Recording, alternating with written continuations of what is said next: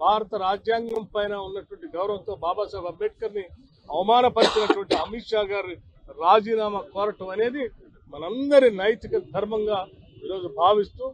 Congress party ఆధ్వర్యంలో శ్రీ మల్లికార్జున ఖర్గే గారు, శ్రీ రాహుల్ గాంధీ గారు, వేణుగోపాల్ గారు ఈరోజు దేశవ్యాప్తంగా ఇచ్చినటువంటి పిలుపు మేరకు రాష్ట్ర కాంగ్రెస్ కమిటీ ఆధ్వర్యం, జిల్లా కాంగ్రెస్ కమిటీ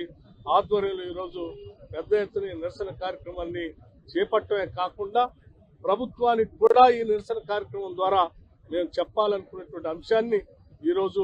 ఒక రిప్రజెంటేషన్ ద్వారా జిల్లా కాంగ్రెస్ కమిటీ ఆధ్వర్యంలో జిల్లా కలెక్టర్ గారికి కూడా భారత ప్రభుత్వానికి పంపించమని చెప్పి ఒక రిప్రజెంటేషన్ కూడా పంపిస్తా ఉన్నాం. ఇది మీ ద్వారా దేశ ప్రజలందరికీ కూడా కాంగ్రెస్ పార్టీ ఇచ్చినటువంటి పిలుపుగా భావించి భారత రాజ్యాంగాన్ని, బాబాసాహెబ్ అంబేద్కర్ని ఈరోజు రాహుల్ గాంధీ గారు దేశవ్యాప్తంగా భారత్ సంవిధాన్ సమ్మాన్ సమ్మేళనం అని చెప్పి అనేక రాష్ట్రాల్లో గత 5 సంవత్సరాల నుంచి వారు ఒక పిలుపిస్తూ వచ్చారు. భారత రాజ్యాంగాన్ని తొలగించాలని, దాన్ని బలహీనపరచాలని, దాన్ని మార్చాలని చెప్పి భారతీయ జనతా పార్టీ ప్రయత్నం చేస్తుందని చెప్పి